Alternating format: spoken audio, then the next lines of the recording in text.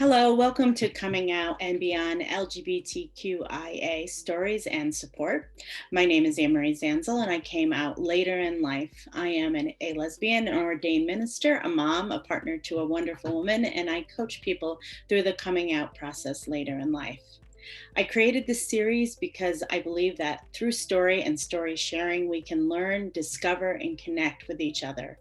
Listening to others' stories can often help us hear our own. Today, joining me is Judy Wilson, a native Southerner, reader, writer, web developer, and the owner of Site Shack. And she's also a former resident of San Francisco and pre-COVID days, an avid traveler. Judy is also one of my first guests that I've had on that didn't come out later in life. She came out earlier. So welcome, Judy. It's nice to have you. Thank you, Anne-Marie. I am very happy to be here and share my story. I'm very excited to hear this. So Judy, tell me your story. Oh, well, it started a long time ago. It started probably during high school when I realized that as I saw it, I was going through a phase where I went to an all-girls Catholic high school. And so, which was nice. I loved my high school. And I noticed, and I had noticed for a while, for back in grade school, really, that I was found my classmates and friends generally of the female side to be particularly interesting and engaging, and I enjoyed their company a great deal. Mm-hmm. And I just figured that was kind of an average thing and nothing unusual. As a child, I did have an attraction to things like cowboy and Indian sets, clothing with a cowboy, not really a cowgirl, not like Annie Oakley or something, or Dale Evans, but a cowboy theme. I had the hat for Christmas when I was 7. I got the cowboy outfit, complete with guns, boots, all black. And I thought it looked good. And I remember being upset because I couldn't wear that to Mass. We had to go to Sunday Mass, of course, or rather Mass on Christmas Day. And my sister, 10 months younger than I was very feminine and would frequently comment on my choice of clothing, giving me some sense that, and of course, my being aware of all of our friends who, they wore dresses and skirts and, were excited about boys and that kind of thing. And I shared none of that. And so I was consequently aware that I was not really in the mainstream, both in terms of my dress, my pleasures, reading, playing with my cowboy sets, farm sets, all of that, the little tiny people, the horses, the cows, all of that. And in any event, by the time I was, 17 or 18, I became aware that I preferred the company of girls to boys. And of course, that didn't go away. And in probably about, the late 1960s, early 70s, I fell in love with my roommate. Were you in college then yet? I had left college at that point, and a polite way of saying, I guess, that I dropped out of college. I dropped out of college when I was 19. And everything was too hard. Everything in my life was too hard. And I could not make this thing go away where I was attracted to so many classmates, friends, etc. And And it just became more persistent. I kept thinking it would go away, these feelings, and they didn't. And so I moved in with a friend who from high school and college, and and and as we spent more time together, I realized I was falling in love with her, and I had sexual feelings toward her, and I started freaking out and drinking a lot, and realized this was not going to get me anywhere, Mhm, that mhm, I was on this train and I was headed off the tracks, mhm. Well, I and, can, as uh, being raised Catholic myself, I can imagine. yeah, the Catholic thing was very prominent.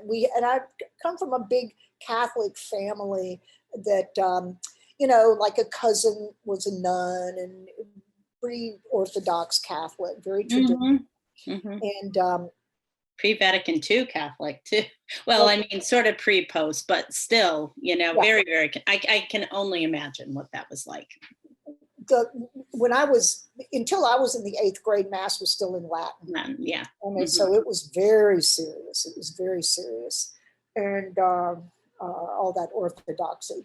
So Uh, you fell in love with your friend, and you realized that the train was going off the it tracks. was So going what off the happened? tracks fast, and I knew I had to do something. At that time, I couldn't possibly say the word gay to myself. Mhm, That was like curtains. That was who would I be? How would I exist? I mhm, thought if there were gay people in the United States, there were maybe 500, mhm. and they all lived in New York City, Ah, probably Greenwich Village. I had never been out of the South before. mhm, And it was just stupefying to me. So, what I did was I left Memphis, which is where I shared the home with my roommate, mhm, and then moved back to Nashville, moved into my parents' house, and found the name of a psychiatrist in the phone book. mhm, And I don't know how I chose this particular psychiatrist, but I called him and I made an appointment, and mhm, I went to see him. And I knew that I was going to have to use the word maybe gay in this, and I was mhm. going to have to out myself to this person whose name I chose from the phone book. So, but I had to do something. I couldn't live. The pain was just, and confusion was so enormous. So I went in to see him, and I chose words when like he's like asking, why are you here? What's going on with you? And so I chose the most clinical sounding words I could think of. And so this would just be an intellectual discussion, right? We would Mhm. have sort of colleague to colleague, tasteful discussion. I was also aware that he might reach over and pick up his phone and call, I don't know, some mental health organization. Something could happen to me. I have known women in my life who had shock treatment for being gay. Well, and we need to also too, like, it was such a different generation, and was the DSM still was that still It, considered I missed the conventional? DSM by about, they had taken gay out of the DSM just a Which few is months before I went in there. which is what the psychiatrists and psychologists use to diagnose people, Right, if you don't know what it is. And I know, I'm just saying for our listeners. right. Mhm. Yeah.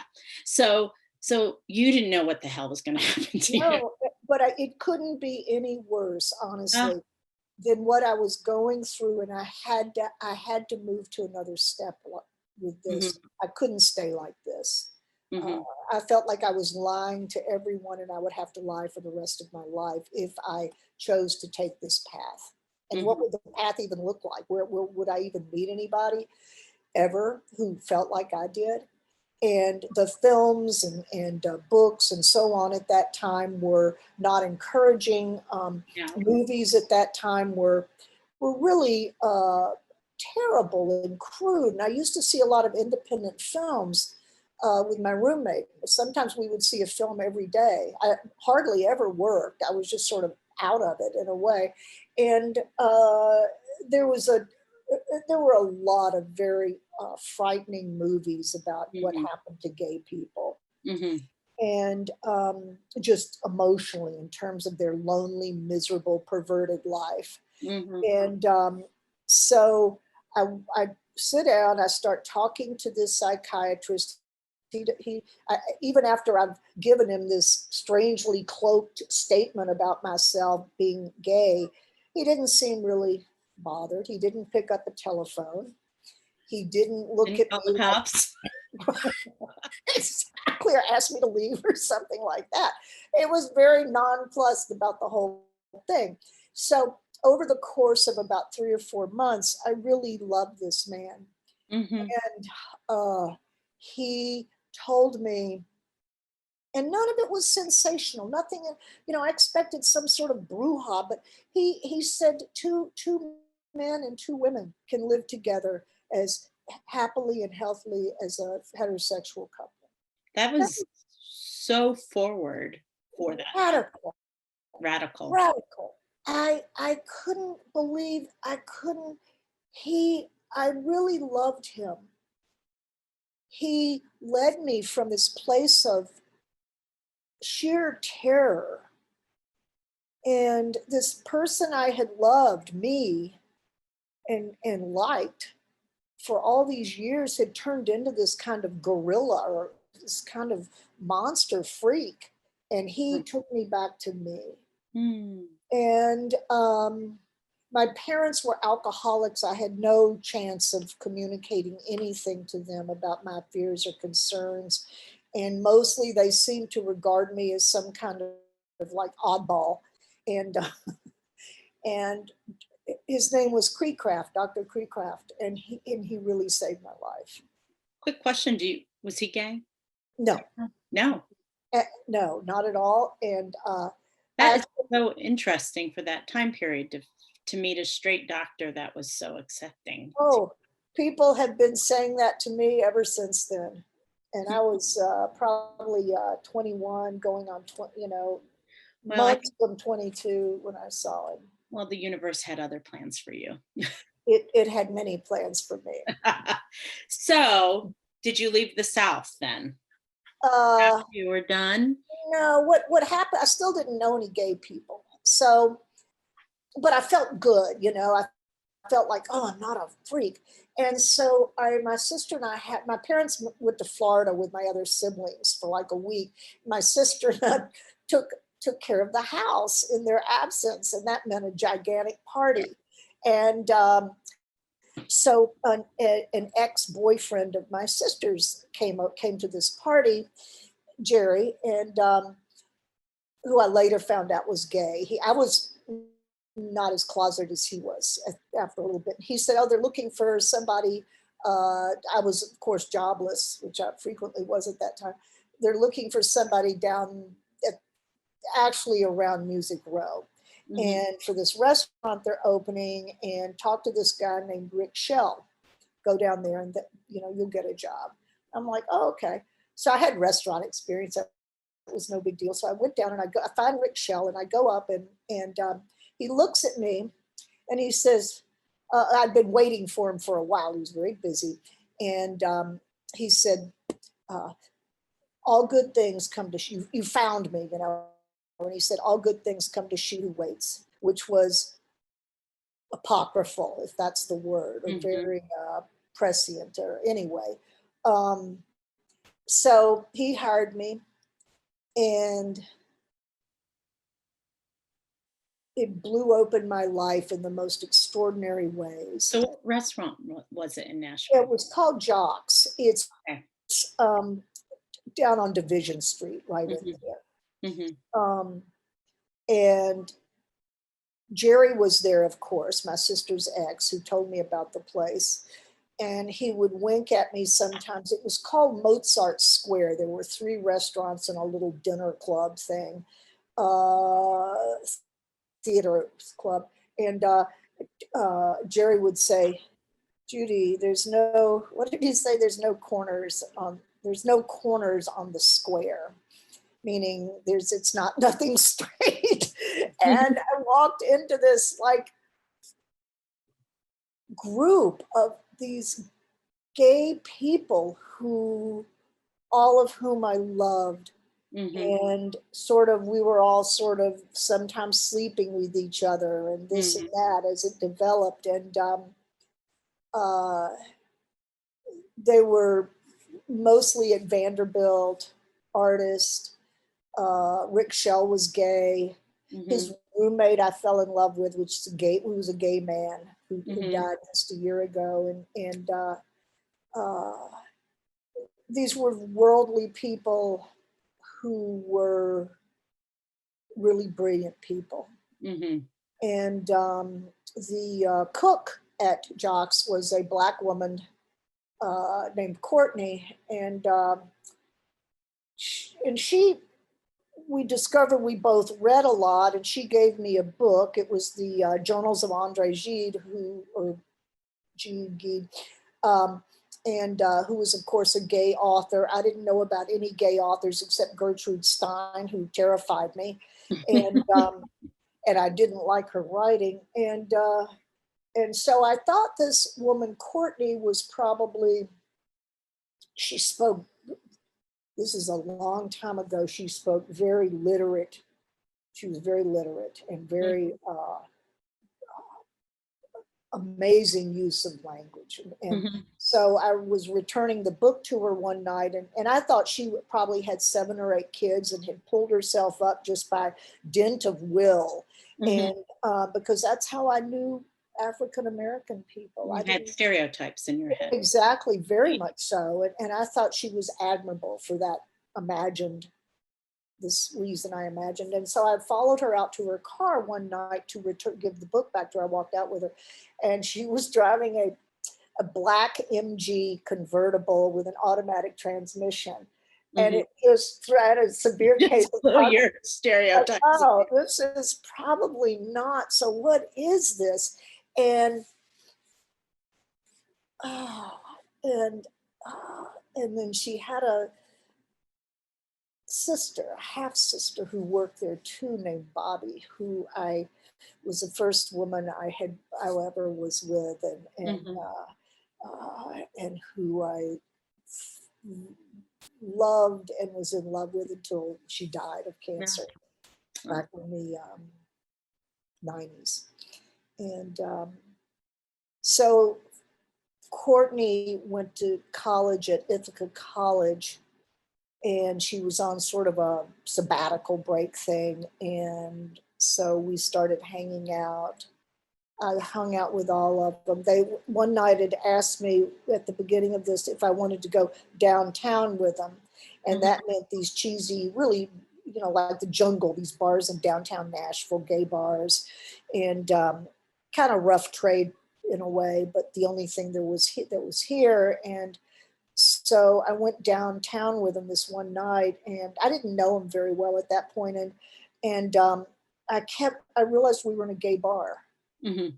and I'm looking and looking and looking, and one of them said, everybody would call me Wilson in those days. It's, Wilson, what's the matter? And I said, it's a gay bar, or something like that. And I remember Hugh, the gay man who was roommates with Rick Shell, looking at me, and he said, Wilson, with his cigarette, we're all gay. And I'm like, oh my God, They called you out. they did. And I and eventually I moved to up to Ithaca with Courtney at, Mhm. when she went back to Ithaca College. And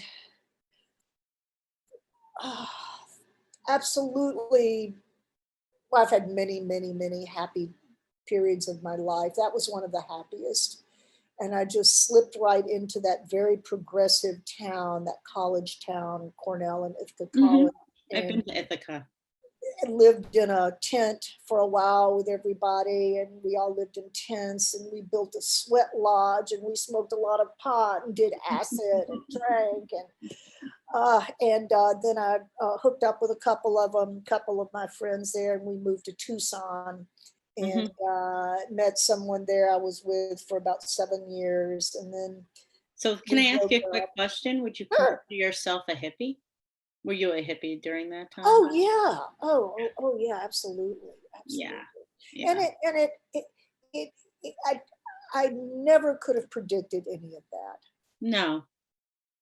And and Yeah. I Knowing where you come from and Catholicism and everything like that, if you were a straight girl, you would have gotten married to a guy in somewhere in Nashville. You know what I mean? That your life would have been probably a lot less colorful. oh, I would have had, yes, indeed. Of I course mean, it it would might have. have changed, when you got older, when you get hit, but you probably would have followed the trajectory most women your age followed that were Yeah, raised Catholic sure. and, they would, like the girls you hung out with that had the pretty dresses on when you were little. That's exactly correct. And they all got married and had babies and did all that. And I was absolutely terrified that that would happen to me just Well, because I it had didn't. no other choice. Yeah.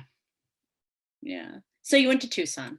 So then Mhm. you keep going west. Well, I came back here for some few years, and with this woman I was involved with, and we split up. And another thing that I never could have imagined in my wildest days. I've never, I always wanted to leave Nashville. And so I like, okay, I'll be here for, you know, and then I was living on a commune in Murfreesboro, the little town, not so little anymore outside of Nashville, the heterosexual commune, but it was pretty, whoever you wanted to sleep with. Yeah. Um, and this Dutch woman came to town, came to Murfreesboro because she had a friend there who was at Mhm. school there, and uh, I fell in love with her, Mhm. and I really fell in love. And she was only here for a short while, and she was going to go out west, and she went to San Francisco. So I thought, Mm. I really can't imagine living the rest of my life without this person. Mhm. And so I got on a Continental Trailways. Greyhound was on strike. I got on a Continental Trailways. There was one seat left when I got on, and I knew as it pulled out of the station. It was such an ill-advised trip. I had no money, and my friend, lover, whatever, wasn't. I don't think she knew at that point that I was coming out there, Mhm. and I was possessed. Mhm. And as moved down, the bus moved down I-40 west, which I'd traveled on many times. I thought I won't see this again for a long time. Was that true? Yeah. Oh yeah. Yeah. Yeah. And when I left Memphis earlier, I thought I know I'll never live in Memphis again, Mhm. and that was true. Mhm. I've had those kinds of things many times in my life, and Mhm. they're all true. I even thought that once about winning a television set, And and it worked. I'd given my TV away to a guy who had AIDS, and I thought I don't need a TV, and Mhm. then I got one at this Christmas party. And So you get out to San Francisco, what year was it? 83. Okay. My goodness. What a year to get out to San Francisco, huh? It was a little bit of both. It was a little bit of, it was everything. It was really everything. It was nothing I could ever have imagined. Mhm. And I would say those were those. I was there 17 years, the happiest years of my life. Why? I'm curious. Why do you say that? Because it's so funny listening to talk about early your waitress years in Nashville when you were in your early 20s. You have such a look of joy on your face describing it and how much fun you had and everything like that. So why was those 17 years? I mean, for people, that was right in the middle of the AIDS crisis in the middle of San Francisco. So, I'd love to hear why it was so wonderful. Because for many reasons, one was the primary reason I think is because there was no border, no dividing line between being queer and being straight Mm-hmm. anywhere. Any job I had, anything, it didn't matter. Mm-hmm. Uh, and there were so many of us, Mm-hmm. tons. Yeah. So, And huh? so like you were a majority. Yes, in effect. I mean, we Yeah. were in the politics, we were in this, we were in that. Um, and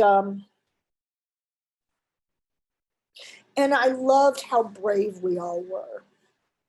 Mm-hmm. Um, because everyone, there were a few exceptions, had come from other parts of the country Mm-hmm. and had survived the usual bullying and the parental disdain and the shame, the fear. Mm-hmm. I think more so for men than women because men had a harder time passing.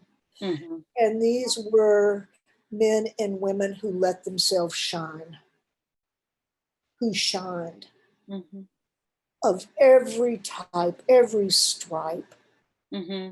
Even the bars, you'd have like a leather bar, a daddy bar, Mm-hmm. there were like 6 or 7 lesbian bars. There was like a Filipino women's bar, Mm-hmm. and, and then there was Amelia's, which had everybody, and and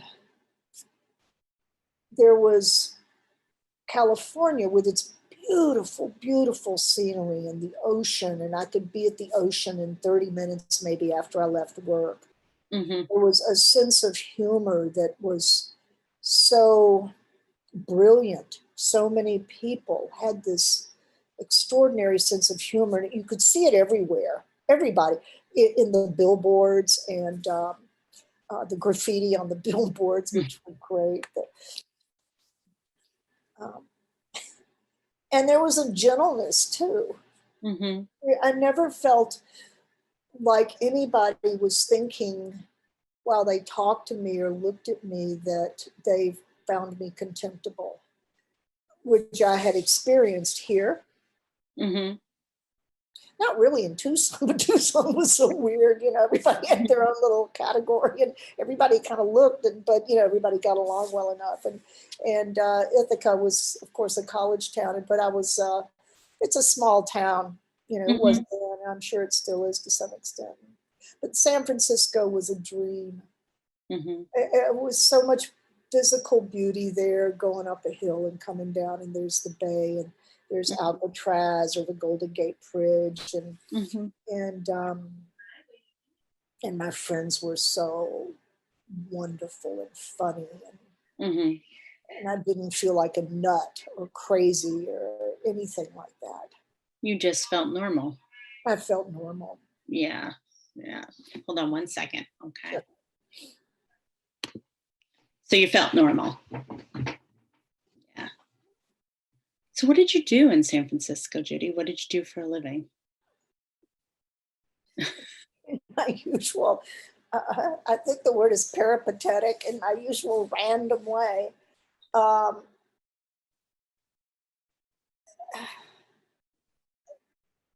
I always see myself as the tarot deck, the Mm-hmm. character, the fool, and I don't. Not saying I'm a fool. I've always had this sort of like, I think I stopped at about 17 or so, and I just sort of like, I could always get a job, always. Mm-hmm. And until like it reached the point where nobody would hire me in the types of jobs I was applying for. I was writing a murder mystery at that time, set in San Francisco. That was later. I oh gosh, I worked at a great restaurant.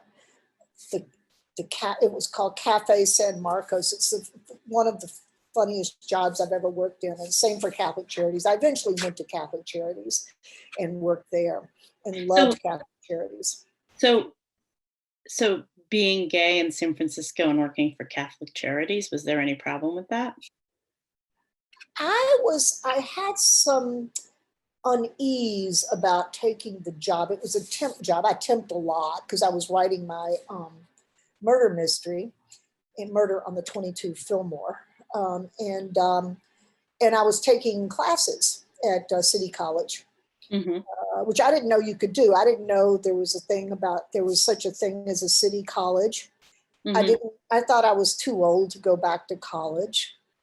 And a friend of mine pretty much drugged me back to City College and to take a computer class. And this is when PCs were coming, uh, making their first appearance. And I just fell in love with programming, computers, all of it.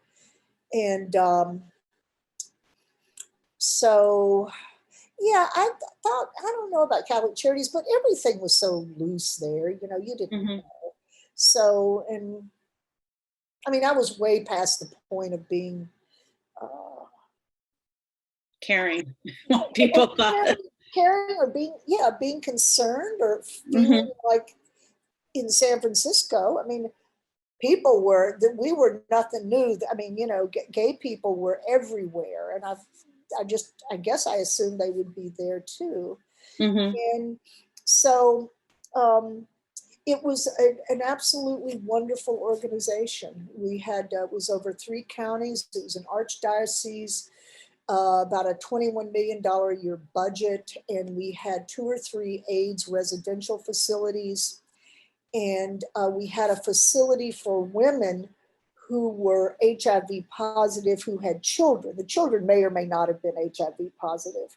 Hmm. And I got into, was hired into the development department, and I did all the graphic design. I built a website for them, my first professional website. And they were just, it was a crazy, funny, wonderful, generous organization. And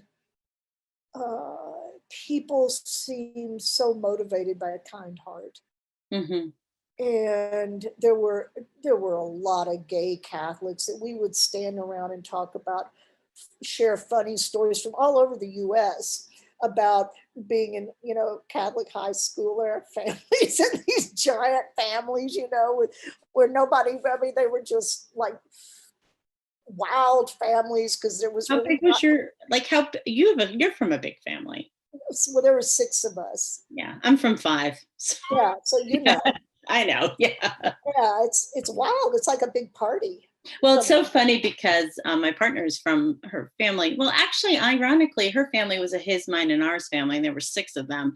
But she says that most typically people have 2 or 3 kids in the South, not 6 and 7 and stuff That's like right. that. That's right. Yeah, yeah, Some 12, yeah. 12, 13. So Um, I have some like real questions of curiosity. You were in San Francisco during the AIDS crisis. mhm. What was that like in the sense of the dawning realization? And here we are in the middle of COVID-19, the Mhm. next big um, virus crisis to hit the world. Right. I guess my question is, what are the similarities have you seen? And like we first started talking in the beginning and you asked me, how are you doing today? And I'm like, yeah, COVID, and you said, yeah, in March, I thought it was going to be just this, little thing, and I wasn't too upset about it, but now I realize it's something much more serious. So I'm just curious how that was similar and how it was different. And I know there's some obvious things, but some people don't know these things. So how was it? Like, how was it similar to what we've been going through the last year? And how is it different? So let's maybe start with similar first. I would say there are a lot of similarities. Um, I became aware of AIDS when I was still in Tennessee, probably the year before I moved to San Francisco. And I remember there was a man named Bobby Campbell who was called himself the AIDS poster child. He and his partner were on the cover of Time magazine Mm-hmm. the year before I moved out there. And I thought, oh, and I had a very good friend here who was very worried about it. I remember telling him, oh, they'll find something, for this AIDS thing, this gay cancer thing. And so I moved out there, and at that point, the numbers were just growing and growing and growing. Mm-hmm. And I worked at the restaurant Cafe San Marcos with I think, oh, there was one straight woman who worked there, Joan Diamond, and she's a character. Everybody was a character, I think. And uh, these were almost all men, and Mm-hmm. they started dying. Mm-hmm. And one was a friend of mine, and somebody said Jim Slick has AIDS. Somebody came into work and said Jim Slick has AIDS. I don't know that we called it AIDS then. And I just felt this sort of drenching horror.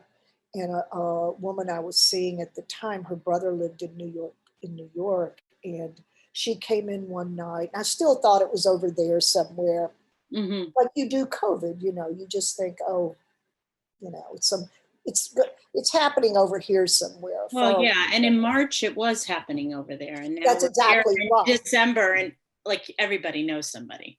And it's just spread like wildfire so quickly, both Mm-hmm. COVID and AIDS. Mm-hmm. And this woman I was seeing whose brother was in New York, she came into the restaurant one night and she said, Terry, her brother had pneumonia, a pneumocystis pneumonia. And I said, well, it's pneumonia. They'll get, that's okay.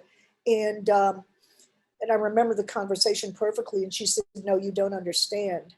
And it's a symptom of AIDS.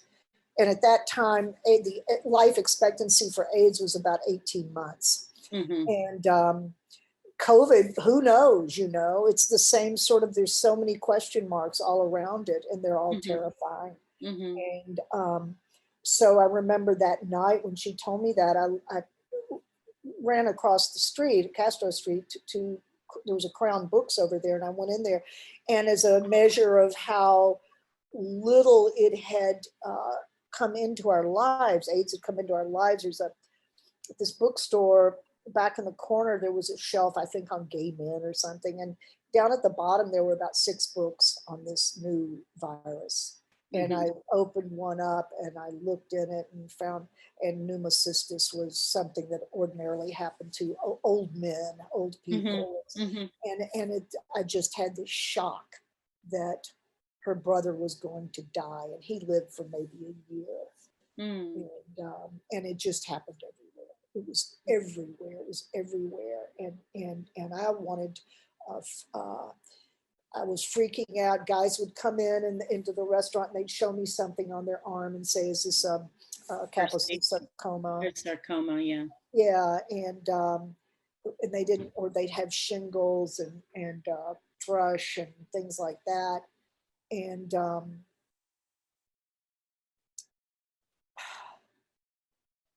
there's a little newspaper called the Bay Area Reporter, which was a gay newspaper. There were several, and it had obituaries in it. And every we had a break room, and we'd be sitting back there, and we'd see people we knew. A lot of the guys would see people they knew who had died. And these are 27, 30, 36, and just these beautiful men. And I Young. don't mean just physical. They were so, they shined.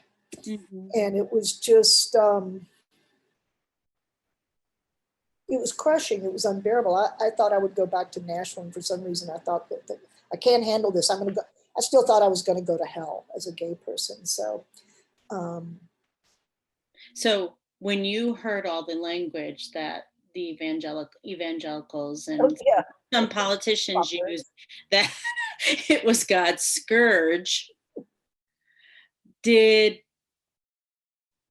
Catholic Judy still believe that? Yeah. I mean, I had never really replaced, if you want to use that word, all that Catholic indoctrination. And Oh, it's pretty deep. it's Yeah. goes right through. And then I was afraid I would get it. There was no clear evidence that. Well, you know what Eleanor Schmiel said about the lesbians. What did she say? I can't They were remember. the chosen people. That's right. She said That's right. she Oh, said that so magical. she was the president of NOW, and she was asked if that was AIDS the scourge for the God's curse on homosexuals, and she said, well, if it's God's curse, then the That's lesbians right. are the Right. chosen people, because they had the lowest incidence. Oh, Uh, absolutely. so there goes your theory right out the window that it's Oh, God's curse. yeah. Yeah, it was But, boom. I was still afraid, with the God thing. You feel like they've got their finger on you, right? It's a very personal, one-on-one kind of thing, and it's like, okay, Judy, you're a goner. You're out of here. Mm-hmm. You didn't go to confession that time when you had the opportunity to, etc. Mm-hmm. And it was nuts at that, because nobody really knew what was going on. And I remember they put out one of the there were different AIDS organizations that developed, that came up around this in San Francisco, and one of them had put out a safe sex pamphlet. Mm-hmm. And it was on top of the cigarette machine in the restaurant. And I looked at it and I started reading it. I really didn't know what some of those things even meant. Mm-hmm. And I had a good friend, John, at the restaurant, and who became a good friend, who died in the 90s of AIDS, actually.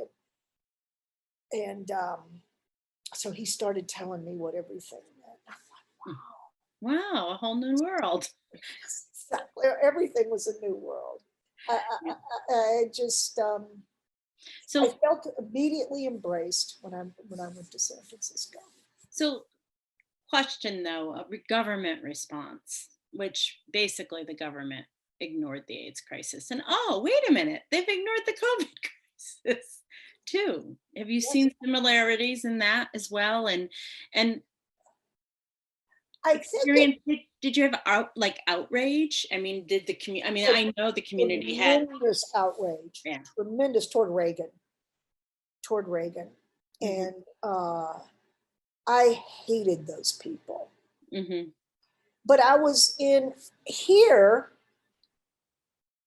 loathing Trump, Mm-hmm. not too pretty accurate word.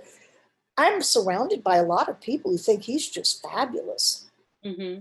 including, I think, I'm pretty sure, still members of my family in San Francisco, and a lot of people, anti-vaxxers, all, but in San Francisco, everybody felt that way. Yeah. So I felt totally comfortable. I mean, people would, you could say whatever you wanted. You could think however it was so open, and everybody hated Reagan, and that goofball, and who made AIDS jokes. Reagan didn't even mention AIDS No. until his second term, and I believe that's accurate. And when he mentioned it, he mentioned about getting tested. Mm-hmm. Mm-hmm. You know, You know, Tanda, my partner and I were talking the other day about the AIDS crisis, and although such a horrible, horrible, horrible tragedy, that there is some belief that it really advanced the cause of of equality for gay people in the United States. mhm. We were talking about that, and we were talking about how people just didn't give a shit anymore. They started coming out because when your death is your option, you have no more, you don't give a shit, you don't care. That's right. You just don't care. And so these brave men and occasional women who are dying because of other things, because of the AIDS crisis, just didn't care anymore. And they started to come out, all people started to come out all over the place. And, all of a sudden, I think that the AIDS crisis made the gay community visible to people that never saw them before. Do you think that? I mean, you're the one who lived through this. So I'm curious about your thoughts on this. I think it's true. I think that there was also a confluence of, Ellen DeGeneres came out. You had Yeah. Will It and was in the Grace. 90s, late 90s. Yeah. Yeah. But I think I remember when Rock Hudson died. Yep. He was so obviously sick. He was so gaunt. Yeah, he's with And, Doris Day too. I remember that very well as and, well. Yeah. and you had Princess Di going into, I think she did the unthinkable thing of hugging She a, embraced an AIDS child. and there were responses of all types, I think, in this country and then globally, as a consequence of not being able to hide, like with Rock Hudson, not being able to hide it, and also people, gay men, women, and all their supporters, their families, starting to say this is not okay. You can't treat somebody this way, and so from my point of view, I felt like AIDS was bringing support to the gay community everywhere we were, in the sense that people watched how we were being treated, from the president on down. And people, who was that moron that said Tinky Winky was gay? Because I don't know, from England. He's one of the Teletubbies. Yeah. Yeah, I don't know. Right. I remember someone saying that, but it was one of the Pat Robertson. Yeah, Yeah, Pat it's Robertson. just absurd. And people, I mean, the absurdity of this evangelical animus toward gay people was just amplified and amplified by these bizarre statements. Trent Lott, senator from Pascagoula, Mississippi, I think, saying he saw homosexuality as basically the same thing as a disease like shoplifting, whatever I mean, it's like, no, it's not. And then they found the gay gene, and it's like, which scared me. I thought, what if they found the gay gene and no more gays, and so it was just a time of such really just what is happening here. But I felt so safe in the Bay Area. I felt completely safe and surrounded by my compatriots. Well, and I can imagine, you said 17 years there, and in going through what you went through, you saw probably the best of humanity during that time, because when people are really struggling, like I worked in hospice for 8 years, and people are always like, oh, that must be so hard. No, it was hard in a way, but I saw so many incredibly wonderful and touching things that I never would have seen if I hadn't worked in hospice. It's a kind of a miracle, I think. Yeah. That, and so I think that it sounds like that it had this incredible experience of being with your people, which is one of the best things about when you, like, for me, when I came out, like finally being with my people, even though I used to like stare at them and wave from the sidelines. I'm glad you joined them. I'm glad I joined us. One of your people. Welcome. Well, I also think that, I always say to people, there is a real gift of having lived in the straight world for most of my life, is that I don't put up, like, sometimes people, I have a real understanding of what it's like to live in the straight world and to now live as a gay person for the last 5 years. And I feel like it's almost a superpower, because in a sense, I don't put up with any of I really can't put up with any of the bullshit, like, because I am so incensed that you're gonna actually see me differently, who because of who I go home to at night Uh-huh, and who uh-huh, I sleep with.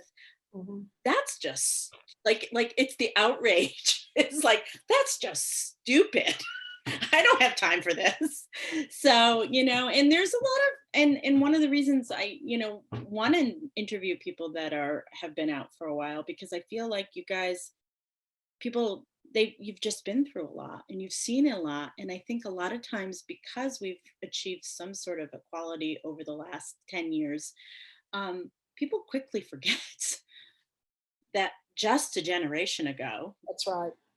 like, my young friends that are in their late 20s, early 30s, Mhm. sometimes they have no clue. They're telling me, I don't really believe in marriage, but I'm going to marry her because, and it's like, oh my God, honey, people have fought and died for this so that you But can be they married. have. They Yeah. have. They absolutely have, and suffered Hmm. um, in their lives, being disowned, being And some of these kids are disowned too, but they don't understand the what, how quickly things have changed in the yeah. last 40 years. Mhm. They have changed a And lot. they have changed, like for you and I doing this, talking to each other, and I'm going to put this out into the public world. Like 40 years ago, people wouldn't have done this. You might have had somebody do it, but only gay people would hear it, you know? Well, as somebody who writes and has, it's only been in the last maybe 10 years that I feel comfortable writing as a queer. Hmm. And when I started writing and sending stuff out back in my 20s, um, I remember writing a short story and pretending like I was straight. I think I was writing as a male. The narrator was a male, and writing because his wife had died, and some of it I blended in Elizabeth Kubler-Ross's 5 stages of grief and everything like that. And I thought, oh God! And I remember another. Why am I doing this? But I could never. I knew that if I tried to cross that line um, and write as me, with my partner and so forth as a lesbian, that was I wasn't going to win any friends. Well, and also your genre was going to become this small. You know what I mean? Oh Because yeah, there yeah, was always queer literature, but it was a very, very small audience, and you wouldn't that's get right. a big publisher or anything like that. Sarah Waters being, I think, one of the first exceptions to the British lesbian novelist, who's just like, oh my God, she's so good. Hmm. So Hmm. yeah, I ask you, I get a couple. First of all, I could talk to you forever. But we've got to wrap this up. So, what have you seen that changed the most since you came out back in the early mid 70s? What's changed the most? oh my God, And it can be more um, than one thing. marriage equality. Hmm. I mean, you can talk about, oh, gays are fine. Oh, I've got a gay sister who I just love, blah blah blah. But when it was legislated at the top level, the top judicial level, and you had a woman like Edie Windsor Pretty. step forward, somebody else who came out even way before I did, not well, definitely Well, before I and did. also too. I mean, like her and her what? Have you ever seen their documentary? I love that I documentary. do too. I've seen it more than I've once. seen it more than once too. I love the way Thea loves her. I like, and it's so well. First of all, Edie was hot at 75, so She was hot. Here, there yeah, she was yeah, a very beautiful, hot woman. So no wonder her wife loved her yeah. so much. But well, they had the means to fight this, Mhm. and but also too, like, I don't think the straight world realized like what the importance of marriage for No, us no, no. legally is. You know what I mean? That is, it was so incredibly important that what Thea and Edie did. Well, Edie did because Thea had passed. And what Yeah. had happened is Edie went to inherit the estate and she had to pay Mhm. so much more taxes because if she had been married to Thea legally, she wouldn't have had to pay the taxes. That's But, right. That's things right. like that, like things that straight people don't even think about. But that's a reality. You couldn't collect your husband or wife's social security. That's right. That's right. And that's just some of it. I mean, that's but that was the part that attracted attention because it was legalized. It was codified, I guess. Mhm.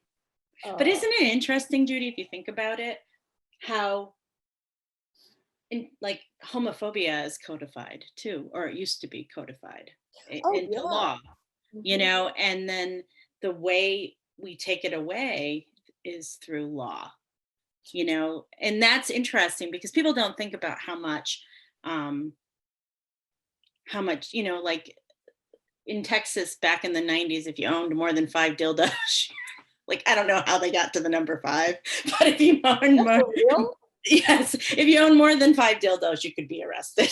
I don't That's know. Why fair. not 6? Why not 4? Well, I mean, what's a dildo?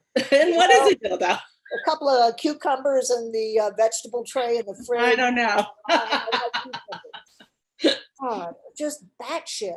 Yeah, it is bad shit. Mhm. So what's the best thing for you about being gay? What has been the best thing about it besides the sex? But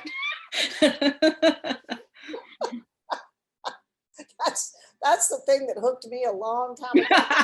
Power Um, of the V, baby. It was so funny. You were talking about following the Danish women out to San Francisco, and my partner would say, "The power of the V, baby. The power of the V." Power of the V. The V. Oh, oh, right. Yes, yes, yes, and that accent.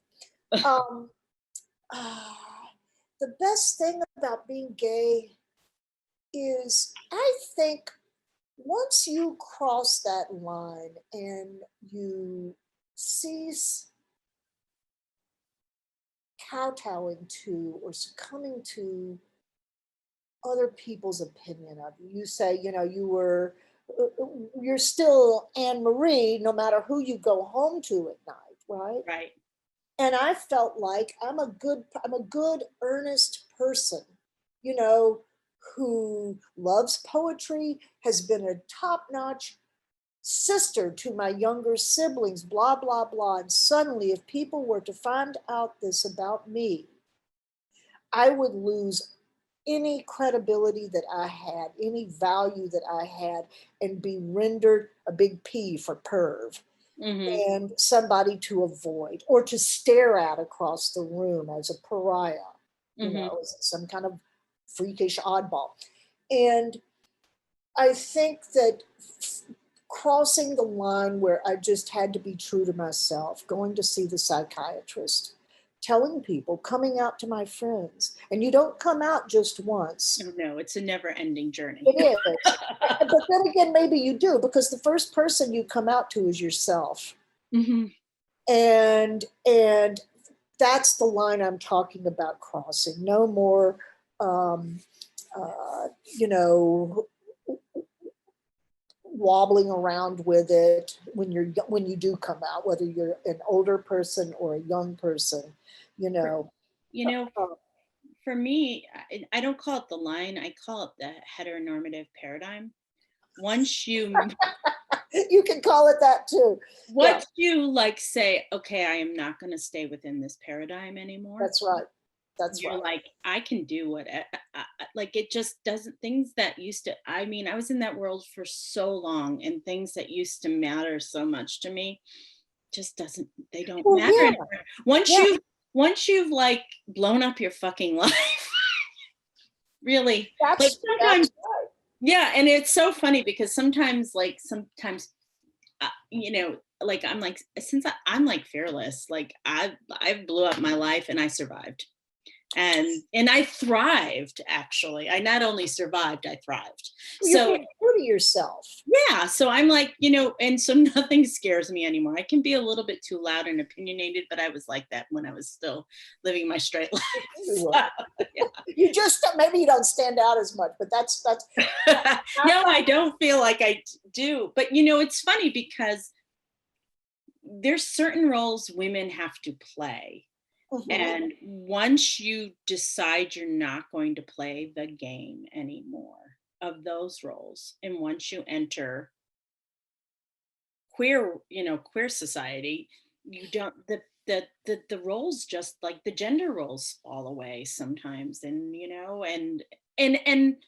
not saying that it happens with everybody, and I think I've also had the particular blessing of coming out later. So my friends that are gay have been out for a long time, and they're in their 50s, 60s, and 70s, and they have wisdom. So I didn't have to put up with all the bullshit of the youth stuff, where people were just figuring things out. I mean, the women I have become friends with and the men have, they're all older and they have wisdom and they're calmer, I think.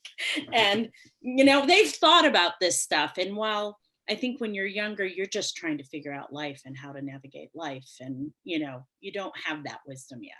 And you want all of it when you're young. You want Mhm. so much. You want to grab that life. You want to grab all the levers you can possibly Mhm. have, I and da, agree. da, da, da.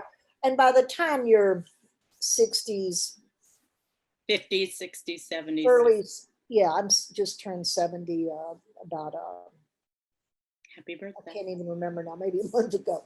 And you've had, you've saturated yourself. Right. For those of us who have that kind of heart and that kind of soul and that kind of curiosity Hmm. and Hmm. desire. And uh, now, but hopefully at this point you go on to other things. My writing is so, and I have a friend who's my age, who I've known been friends with since the third grade, and she's doing hospice work now.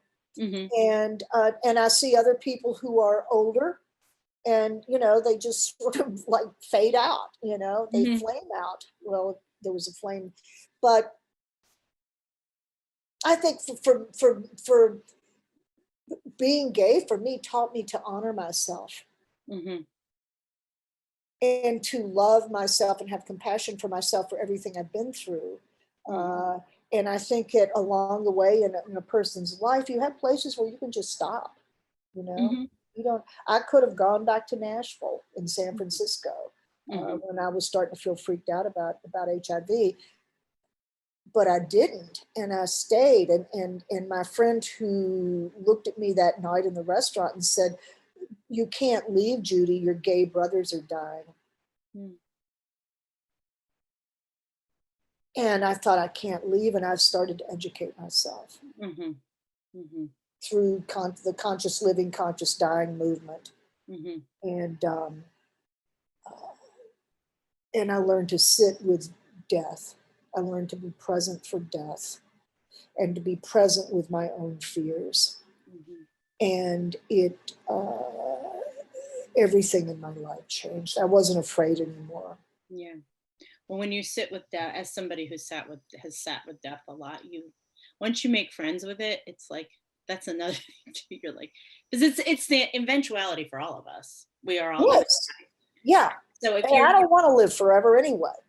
It's so funny. My daughter and I were talking the other day, and there was somebody who got a COVID shot with that was 107. And so I said to her, I said that if that was me, I'd be 107. And we were joking because her daughter was in her 80s. And I said, you'd be 80 and I'd be 107. And we both looked at each other and went, no, I don't want to do that. I don't want to do it either. Yeah. No, that's too much. All right. So my three questions. Did you have a coming out song back in the day? Yeah, I kind of did, but it was Stairway to Heaven by Led Ah. Zeppelin.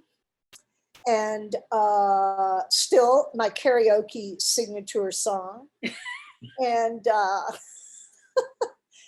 and movie. Did you mention movie? Yep. I Yeah. was going to say, what was like a movie or a book that really just changed your view on life itself? Movie, I think probably Cabaret. Oh, Cabaret. That's one of my favorite. I know I love that movie. I saw it on Broadway with the young who plays him now, who plays the MC now. Alan Cummings. Saw it on Broadway with Alan Cummings. Unbelievable. Best Broadway. I've seen about 50 Broadway shows. Best one of my life. Did Alan Cumming play the part, Joel Grey part? Yeah, Mm-hmm, mm-hmm. he would be So really good. quick question, why did you like Cabaret so much? Why did it change your perspective? Because you had this beautiful German aristocrat, right? And you had Michael York, kind of down at the heels, Brit, intellectual. And when Michael York's character says, screw Max. Mm-hmm. And what's her name? Sally Bowles. Liza Minnelli says, looks at him. She's up trying to find a shoe on top of this thing, this wardrobe. And she says, I do. And Michael York says, so do I. And for me, when I saw that movie, when it came out, we would all go, me and my group of gay friends that I mentioned earlier, we would all sit at the Bilcourt, of course. And I just thought, you can't tell, and he has this, and Max, he's married, but his wife has her life over here. It was very worldly. It was a very worldly film to me. It was one that combined poor British intellectual Berlin's, and Sally Bowles with her ambition that she's not going to be a great star, Mm-hmm. And her father ignores her and so forth. And Max, who occupies an aristocracy. Mm-hmm. Well, and I can imagine for you and your friends back then, that thirst to see yourself on the screen, yeah. even if it was just one line in a play. Yeah. When somebody says, I do too, it's like, oh my God, there's me. And, yes, and that's exactly. And that's why it's so important for what's the word I'm looking for? Representation in the media. Yes. All the time. Yeah. And look how far we've come. Queer representation in films at that time, somebody was left on the floor to drown, and boys in the band. But you will always be gay, or you'll always be a homosexual, Michael. Yes.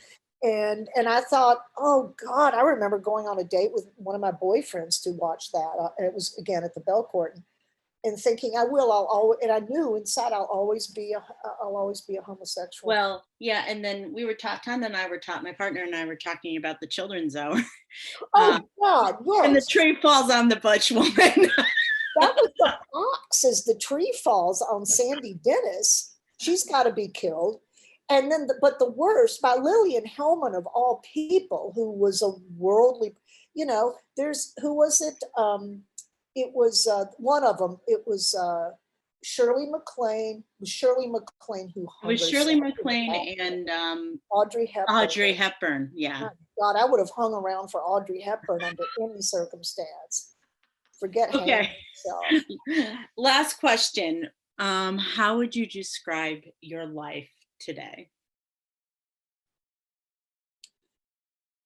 Just part of a continuing adventure that requires my faith and my integrity and my ability to suspend disbelief. Which is very, very necessary these days. Judy, thank you so much for talking to me today. Oh, I really, really enjoyed it. I'd love to talk to you some more. It was really an interesting conversation. Thank you, Anne Marie. It was a pleasure. Yes. To use my computer for something besides. It was a pleasure to talk with you. Thank you for asking me. Oh, thank you so much. You're welcome.